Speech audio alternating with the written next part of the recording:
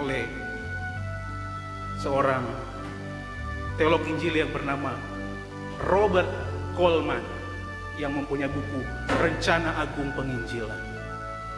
Dia melihat betapa agungnya Yesus ada di sini. Robert Coleman bilang, ini yang menjadi dasar pemuritan. Mimbar tidak memisahkan saya dan Bapak Ibu, tetapi hidup berdampingan dari satu waktu ke waktu yang lain. Melihat bagaimana Yesus hidup, bagaimana Yesus bercengkrama. Tidak ada yang ditutupi ketika kita sedang bercengkrama. Kemarin saya kedatangan tamu juga, teman saya kira dia datang sendiri, ternyata dia bawa istri dan anak-anak. Saya hanya pakai celana pendek, karena saya pikir dia datang hanya mengambil buku. Tapi bawa istri dan anak-anaknya yang mau ke gereja. Dari sini mau ke gereja. Wah, kaget saya. Mereka pakaiannya rapi, saya turun dengan celana pendek. Karena saya pikir dia hanya ambil buku kemudian langsung pergi. Ternyata bercerita di sini hampir 2 jam. Melihat hidup itu seperti itu, tidak harus dibuat-buat. Robert Coleman bilang, inilah yang menjadi prinsip pemuritan. Ketika Yesus ada, Yesus yang adalah Allah, tetapi dia tidak merasa dia sangat tinggi, sangat mulia, kemudian orang-orang merasa jauh sekali dari Yesus. Dia ada di tengah-tengah kehidupan yang nyata. Tidak ada yang perlu ditutupi. Dia tahu persis keberadaan orang-orang Yudea pada waktu itu. Nanti kita lihat berikutnya. Mungkin kalau Yesus adalah di Nihilabom, tahu saya ini Tuhan, kamu lebih sungkan, lebih hormat kepada Yohanes Pembaptis. Tapi kita lihat ini, Yohanes Pembaptis berdiskusi dengan murid-muridnya, murid-murid Yohanes, dan mengatakan nggak apa-apa, ini baik. Menunjukkan bahwa Yesus Kristus itu adalah Allah yang kekal dan yang harus ditinggikan dan yang harus dimuliakan. Tidak harus kita melihat penampilannya, tetapi cara pandang. Kalau cara pandang sudah diubahkan, tidak melihat penampilan Yesus. Kalau cara pandang kita sudah diubahkan, Yesus itu tetap Allah. Walaupun kenyataannya disebutkan di sini, Yesus bercengkrama, ia bergaul dengan orang-orang Yudea. Tetapi sekali lagi, kalau cara pandang yang sudah diubahkan oleh Allah, maka mereka tidak melihat Allah yang bergaul dengan manusia, tapi mereka melihat Allah yang sudah menjadikan air menjadi anggur. Kalau kita baca pasal 2 di perkawinan di Kana, dalam satu pesta kolaps, Yesus datang sebagai pahlawan. Dan banyak orang tahu dia itu adalah Allah. Hanya Allah yang menjadikan air menjadi anggur. Tidak ada yang lain yang sanggup melakukannya. Nanti kita baca pasal 2. Di akhir pesta, pemimpin pesta bilang, kenapa kamu tuan rumah? Biasanya katanya, satu pesta, semakin lama pesta itu, anggurnya sudah tidak berkualitas. Tapi ini semakin lama, semakin baik anggurnya. Rahasia di sini, ada Allah, ada Yesus. Itu yang kita lihat pada ayat yang ke-22. Dan kita teruskan, masih di ayat yang ke-23. Sekarang kita lihat Yohanes yang berkomunikasi juga secara pribadi dengan murid-muridnya. Di ayat 23 saya bacakan ya. Akan tetapi Yohanes pun membaptis juga di Ainon, dekat Salim, sebab di situ banyak air dan orang-orang datang ke situ untuk dibaptis. Sekilas tidak ada perbedaan dengan ayat 22. Sama-sama tinggal di situ dan membaptis. Tetapi ada hal yang penting. Kalau Bapak Ibu lihat, saya kasih tulisan di situ.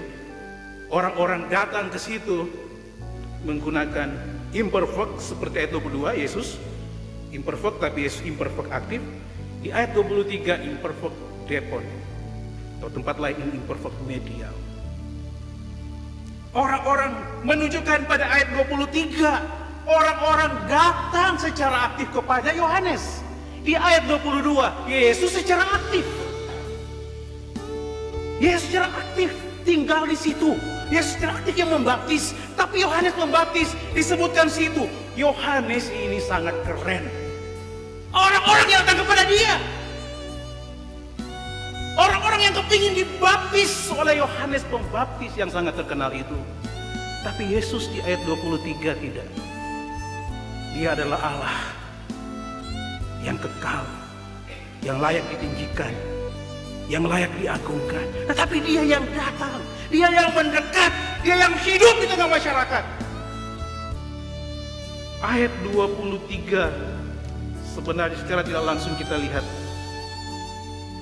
Yohanes sedang memberikan ide bahwa Yesus itu melakukan hal-hal yang tidak mungkin dilakukan oleh Yohanes. Sehebat-hebat Yohanes, Yohanes masih manusia. Tetapi Yesus, kenapa dia bisa melakukan hal itu? Karena dia adalah Allah. Kenapa seperti itu? Sekali lagi, cara pandang yang sudah diubahkan oleh Allah. Selama cara pandangnya belum diubahkan oleh Allah, manusia mana yang tidak ingin dikultuskan? Manusia mana yang tidak ingin dipuji-puji, disanjung-sanjung? Hanya manusia yang tidak normal saja yang tidak mau dipuji. Tetapi kembali Yohanes kembali menunjukkan di sini Yohanes yang hebat, yang sebenarnya secara urut-urutan kelahiran hampir bersamaan lahirnya dengan Yesus. Tetapi Yohanes pun tidak luput dari godaan cobaan itu. Yang tadi saya katakan, kesadaran akan sentralitas Kristus. Gereja masa kini mengalami kemerosotan, mengalami penurunan, dan mungkin kasarnya nggak sadar lagi bahwa Yesus itu adalah pusat pemberitaan. Bergumul, Yohanes bergumul yang kita baca pada ayat yang ke-23 itu. Kemudian maju lagi di ayat 25 sampai 30, ini alasan yang kedua kenapa Yesus Kristus harus ditinggikan, dimuliakan walaupun dia itu adalah Allah yang kekal. Karena Yesus adalah Mesias. Maju lagi satu. Di ayat 26, ini adalah kesaksian Yohanes Pembaptis tentang Yesus. Di ayat 26 saya bacakan. Lalu mereka datang kepada Yohanes dan berkata kepadanya, Rabi, orang yang bersama dengan engkau di seberang sungai Yordan, dan yang tentang dia engkau telah memberi kesaksian, dia membaptis juga, dan semua orang pergi kepadanya. Ini menurut murid-murid. Coba kita bandingkan dengan ayat 23 tadi. Dikatakan oleh murid-murid Yohanes sekarang seperti yang terjadi kepada Yohanes di ayat 23. Ayat 23 disebutkan di situ, Yohanes jadi senternya. Orang-orang datang kepada dia. Tetapi kalau kita baca ayat 26, murid-murid Yohanes membalikan keadaan itu kepada Yesus. Yohanes memberi kesaksian. Itu perfect. Kemudian dia membaptis juga. Yesus membaptis juga itu kini. Dan semua orang pergi kepadanya itu kini. Keadaan yang sedang terjadi sekarang digambarkan oleh murid-murid Yohanes Pembaptis. Mungkin begini halusnya. Pak Yohanes, apa sih itu tidak merasa terancam? Kalau dulu Pak Yohanes yang terkenal, sekarang keadaannya dibalik. Yesus yang menjadi terkenal. Kalau kita lanjutkan lagi di ayat yang ke-27.